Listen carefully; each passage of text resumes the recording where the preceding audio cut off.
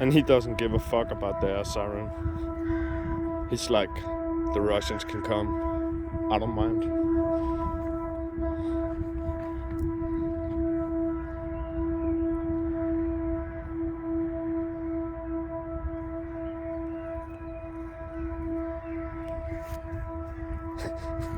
Absolutely zero fucks given.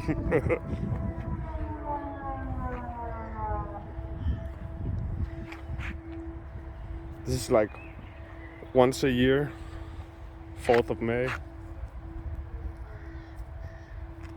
They test out the air sirens. And he's tried that 10 times before, so he doesn't give a fuck.